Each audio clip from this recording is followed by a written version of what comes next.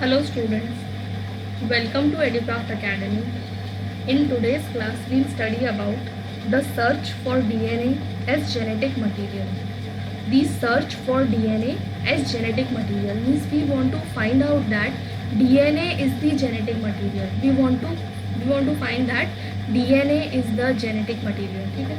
See, Mendel proposed law of inheritance in 1865. And Miescher discovered nuclein at the same time in 1869. In 1869, Miescher discovered nuclein. What is nuclein? Nuclein is DNA with associated protein. Nuclein is DNA with associated protein is nuclein. ठीक है, nuclein क्या है? तो DNA और proteins. DNA with associated protein is nuclein. ठीक है, we know that. ठीक है, समझ गए हम कि Miescher discovered nuclein. And what is nuclein? Nuclein is DNA with associated protein is nuclein. ठीक है, देखो we know that chromosomes carry genetic information. genes are present on chromosomes, so chromosomes they carry the genetic information, but it is not clear that DNA carry the genetic material or protein. DNA और protein which is the genetic material, it is not clear. ठीक है, कि DNA और protein which is the genetic material. So the concept of DNA being the genetic material and not the protein is confirmed by this experiment, that is Griffith experiment. Frederick Griffith in 1929 he conducted series of experiment with bacteria Diplococcus pneumonia. Diplococcus pneumonia. This Diplococcus pneumonia, this bacteria causes pneumonia. This Diplococcus pneumonia, it causes pneumonia in mammals. ठीक है, ये bacteria से क्या होगा? अगर ये bacteria body में enter करेगा तो इससे क्या होगा? Pneumonia. Diplococcus bacteria it causes pneumonia. ठीक है, तो इसने क्या किया, इन्होंने क्या किया ग्रिफिथ ने कि इस बैक्टीरिया को ग्रो किया. ही grew this bacteria and found that they produce two types of colonies, R strain and S strain. ठीक है, हमने डिश लिया और डिश में इस बैक्टीरिया को ग्रो किया. ठीक है, इस बैक्टीरिया को ग्रो किया तो उसमें क्या दिखा? उसमें उन्हें दिखी कि दो डिफरेंट टाइप्स दिखे, एक R strain और एक S strain.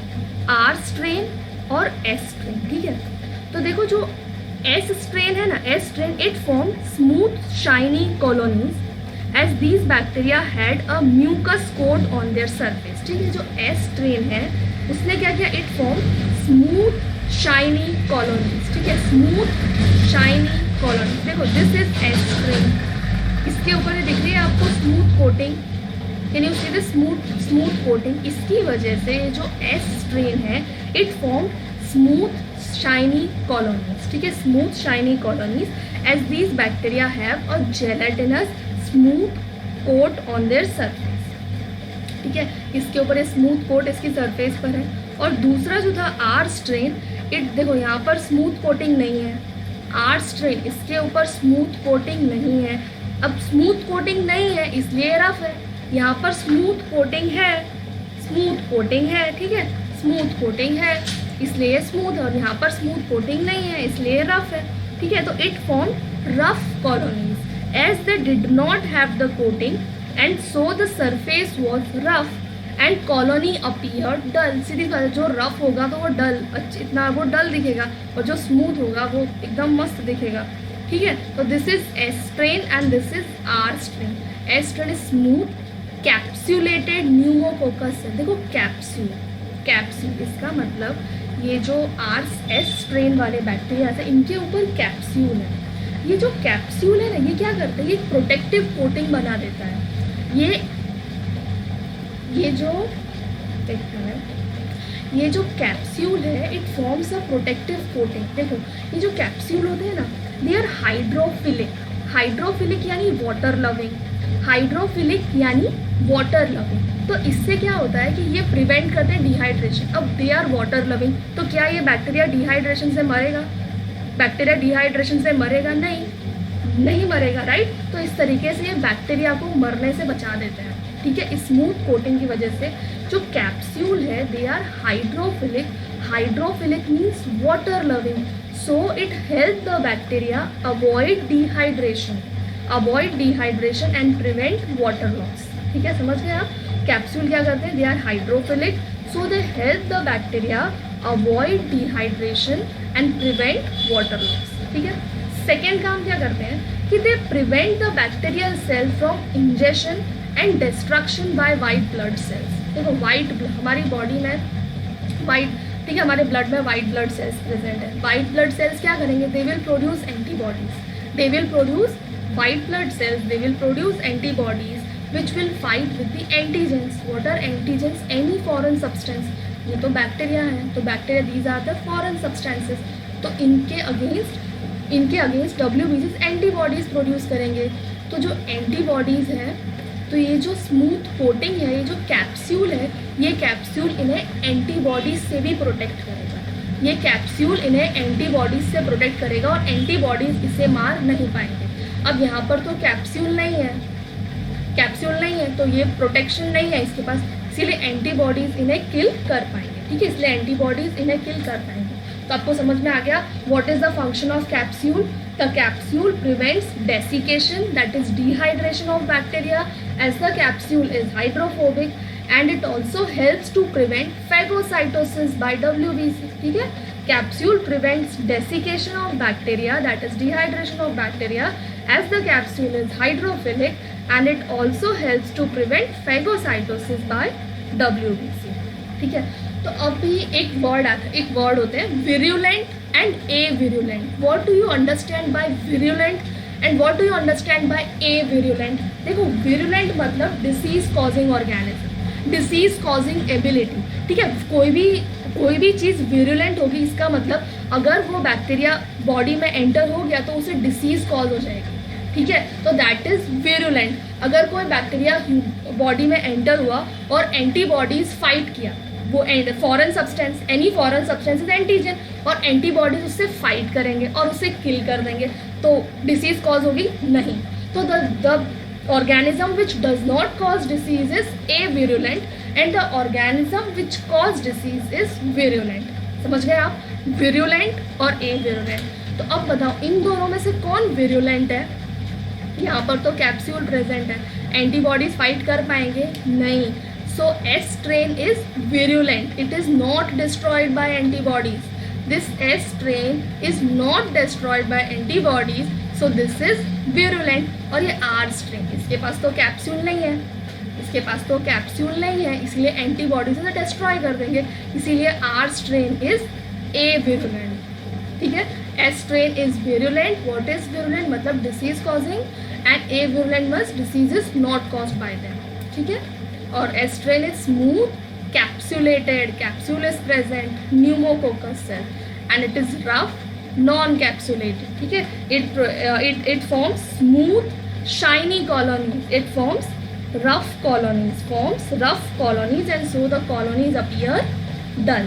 ठीक है, यहाँ तक आपको समझ में आया कि diplococcus pneumonia it causes pneumonia in mammals. और जब इसे ग्रो किया तो क्या देखा कि दो टाइप की कॉलोनीज फॉर्म होती हैं, एक S strain और एक R strain. ठीक है, अब देखो डिफरेंस समझते हैं. Difference between S strain and R strain. S strain is virulent and R strain is non-virulent. Virulent means pathogenic. Virulent word का एक synonym भी क्या है, that is pathogenic. What do you mean by pathogen? Any organism that cause disease is pathogen. So it means the bacteria has the disease causing capacity, disease causing ability or disease causing capacity. Non-virulent means non-pathogenic. Non-pathogenic means this bacteria could not cause the disease. It is called S strain because it forms smooth glistening colonies. ठीक है, smooth colonies, इसलिए S strain. ये आपको याद रखना है कि S strain means smooth colonies, so they are virulent. देखो, S strain smooth colony, smooth means capsule, so they are virulent. R means rough, they are non-capsulated, so they are non-virulent. ठीक है, and they are called R strain because they produce rough colonies. With dull appearance, so they are called R strain.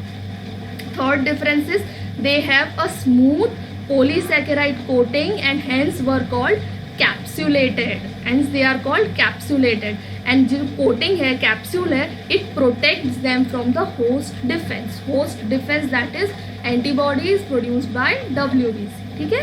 They have smooth, gummy, polysaccharide coating and hence were called capsulated. This coating protects them from host defense. And they did not have this polysaccharide coating, so they are non-capsulated. ठीक है, चलो difference समझ में आ गया आपको S strain और R strain. अब देखो एक्सपेरिमेंट में हमने किया क्या. S strain is virulent, R strain is not virulent. ठीक है, चलो सबसे पहले क्या किया, he injected S strain into mice. एक माइस लिया और माइस में एस स्ट्रेन ऐड कर दिया. क्या होगा, S strain is virulent. Virulent मतलब डिसीज कॉज करेगा. Virulent means it will cause disease. तो माइस को क्या हो जाएगा, माइस को न्यूमोनिया हो जाएगा और वो मर जाएगा. Mice develop pneumonia and die. समझ में आ गया आपको, S strain is virulent, so mice develop pneumonia and die.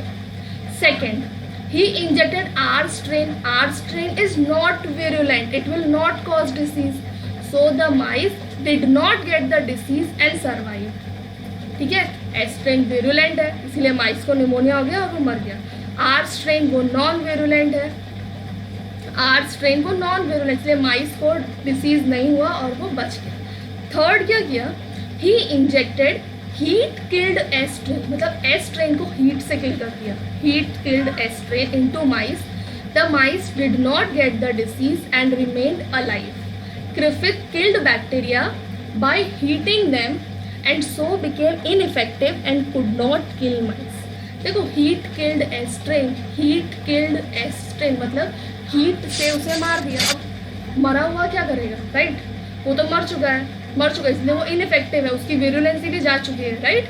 इसीलिए जब हीट किल्ड एस स्ट्रेन डाला तो भी माइस को डिसीज नहीं और माउस बच गया. अब फोर्थ क्या है, next he injected. This is important, यहाँ पर ध्यान से सुनो.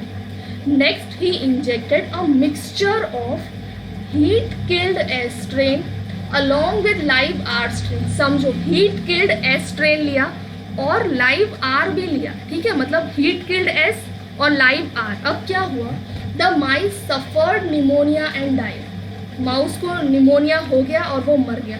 क्यों ऐसा, आर तो वैसे भी नॉन कैप्सुलेटेड है, नॉन विरुलेंट है, और हीट किल्ड एस स्ट्रेन इसकी भी कैपेसिटी नहीं है, फिर भी न्यूमोनिया हो गया. Mice suffered pneumonia and died. और इसमें से क्या हुआ, he recovered live S bacteria from dead mice. Dead mice, मरे हुए माइस में से भी उन्हें लाइव एस बैक्टीरिया मिला. सोचो, लाइव एस बैक्टीरिया, देखो ये तो मरे हुए थे ना, किल्ड एस थे, किल्ड एस, तो लाइव एस कैसे मिले. ठीक है, इसमें हमने क्या किया था, हीट किल्ड एस स्ट्रेन और live R strain. Heat killed S strain और लाइव आर स्ट्रेन डाले थे, लेकिन माइस को निमोनिया हुआ, वो मर गया. और तो और उसमें से लाइव एस, तो ये लाइव एस कहाँ से आए, लाइव एस बैक्टीरिया कहाँ से है. इसका मतलब ये तो मरे हुए ही है एस, इसका मतलब जो लाइव आर थे वो लाइव एस में कन्वर्ट हो गए. Live R strain live S strain में कन्वर्ट हो गए और एस तो विरुलेंट है इसीलिए एस स्ट्रेन ने निमोनिया कर दिया और इसलिए वो मर गए. है ना, समझो इस बात को कि जो लाइव, ये जो हीट किल्ड एस स्ट्रेन है इसका कुछ पोर्शन है, इसमें ऐसा कुछ है जिसने ट्रांसफॉर्म कर दिया. This is transforming principle. ठीक है, ये जो हीट किल्ड एस स्ट्रेन है इसका कुछ ना कुछ इसका पोर्शन है जिसने लाइव आर स्ट्रेन को लाइव एस स्ट्रेन में कन्वर्ट कर दिया और लाइव एस स्ट्रेन तो विरुलेंट है, उसने निमोनिया कॉज कर दिया और वो मर गए. ठीक है, समझ में आई इतनी बात. अब इसकी समरी देखो, live S pneumonia died, live R no pneumonia, mice survive. Heat killed S, heat killed no pneumonia, it survive. But heat killed plus live R, heat killed plus live R, mice died because this heat killed S, what it did, it transformed this live R into live S, and this live S, it caused pneumonia and the mice died. ठीक है, चलो अब हम ये समझते हैं कि ये हीट किल्ड एस ये लाइव आर से लाइव एस में कैसे कन्वर्ट हुआ। ठीक है, ये समझ गए आप कि मतलब जो मरा हुआ जो माइस है उसमें से हमें एस बैक्टीरिया मिलेंगे, राइट। ठीक है, चलो इतना तो हो गया। चलो अब क्या हुआ, देखो हम इतना तो हमें समझ में आ गया कि हीट किल्ड एस सेल में ऐसा कुछ ना कुछ सब्सटेंस है जिसने live R bacteria live R को लाइव एस में कन्वर्ट किया। तो हमने उसकी स्टडी की। उसके लिए हमने क्या किया कि जो हीट किल्ड एस बैक्टीरिया है उसके सब्सटेंसेस निकाले, डीएनए, आरएनए, प्रोटीन्स, और देखा कि कौन से सब्सटेंस ने डीएनए, आरएनए, प्रोटीन्स, इस बात को समझो ना, हीट किल्ड एस के कौन से सब्सटेंस, डीएनए, आरएनए, प्रोटीन्स, कौन से सब्सटेंस ने लाइव आर को लाइव एस में कन्वर्ट किया है। तो उसके लिए हमने क्या किया, सबसे पहले क्या किया, जो हीट किल्ड एस सेल है उसका पॉलीसैकेराइड कैप्सूल रिमूव किया। यानी हीट किल्ड एस सेल तो है ही, लेकिन उसका पॉलीसैकेराइड कैप्सूल रिमूव किया और फिर लाइव आर के साथ ऐड किया और माइस में डाला। तो देखा कि माइस डाइड। इसका मतलब अभी भी लाइव आर लाइव एस में कन्वर्ट हुए, मतलब इसका कोई रोल नहीं है। सेकेंड क्या किया, removed protein fraction, protein remove किया। हीट किल्ड एस सेल जो है उसमें से प्रोटीन रिमूव किया, फिर इस हीट किल्ड एस सेल और लाइव आर को माइस में ऐड किया, तो भी माइस डाइड, तो भी माउस को निमोनिया हो गया। इसका मतलब प्रोटीन का भी कोई रोल नहीं है। थर्ड हमने समझो है ना, पॉलीसैकेराइड कैप्सूल रिमूव किया तो भी माउस मर गया, मतलब कोई रोल नहीं है। Remove protein fraction, protein remove कर दिया तो भी माउस मर गया, मतलब इसका भी कोई रोल नहीं है। थर्ड क्या किया, added DNase enzyme into heat killed cells. ठीक है, हमने क्या किया, डीएनएएस एंजाइम ऐड किया और माइस सर्वाइव। ठीक है, माइस को निमोनिया नहीं हुआ। इसका मतलब क्या है कि जो लाइव आर वो लाइव एस में कन्वर्ट नहीं हुआ, इसका मतलब ये जो डीएनएएस एंजाइम है, इस एंजाइम क्या करेगा ये enzyme, it will disintegrate the DNA. This DNAase enzyme, it will disintegrate the DNA. इसने DNA को ही किल कर दिया। This enzyme disintegrated DNA, so R cells were not transformed. इसका मतलब R cells को S cells में ट्रांसफॉर्म किसने किया था, DNA. This means DNA is the genetic material. समझ में आया आपको? This shows that DNA is the genetic material which transforms R cells into S cells. चलो इतना वापस समझते हैं। ट्रांसफॉर्मिंग प्रिंसिपल, इसमें यानी कि देखो हुआ क्या, heat killed S cells plus live R cells, they have the virulent capacity, वो विरुलेंट है। क्यों, क्या हुआ, जो मरे हुए माइस है उसमें से हमें लाइव एस बैक्टीरिया मिल रहा है। तो फाइंड आउट किया क्यों, ये लाइव आर को लाइव एस में कन्वर्ट कौन कर रहा है। तो इसलिए क्या किया, सबसे पहले पॉलीसैकेराइड कैप्सूल को रिमूव किया, no effect, mouse died. Second क्या किया, प्रोटीन फ्रैक्शन को रिमूव किया, रिमूव्ड प्रोटीन फ्रैक्शन, तब भी देखा कि R is converted to S. Protein अब तक हम ये सोच रहे डीएनए और protein which is a genetic material, लेकिन प्रोटीन की भी इफेक्ट नहीं है क्योंकि प्रोटीन नहीं है, तब भी आर जो है वो एस में कन्वर्ट हुआ ही है। But third time DNase enzyme, this enzyme disintegrated DNA, now R cells are not transform, this shows that DNA, it clearly shows that कि DNA component alone, this clearly shows that DNA component alone was transforming live R bacteria into live S bacteria. समझो इस बात को, है ना। This is transforming principle. This clearly shows that DNA component alone was transforming live R bacteria into live S bacteria. ठीक है, समझ गए आप इतना। चलो कंक्लूजन, इससे कंक्लूजन क्या आया कि the phenomenon by which DNA isolated from one type of cell when introduced into other type is able to bestow some of the properties of former to later is called transformation. यानी जो R वाले जो थे वो S में convert हुए, right. इसका मतलब उन्होंने जो विरुलेंट वाली जो उनकी एबिलिटी थी वो उन्होंने दे दी, right. The phenomenon by which DNA isolated from one type of cell when introduced into other type of cell, यानी DNA जब हीट किल्ड S का जो DNA जो R में गया तो उसने अपनी प्रॉपर्टीज उसे दे दी. when introduced in other type is able to give some of the properties of former to later is called transformation. ठीक है, तो यहाँ से हमें समझ आया कि DNA is the genetic material.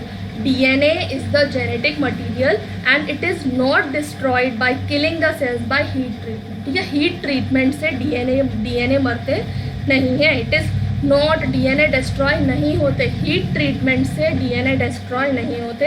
And DNA is the genetic material. ठीक है, तो ये हुआ.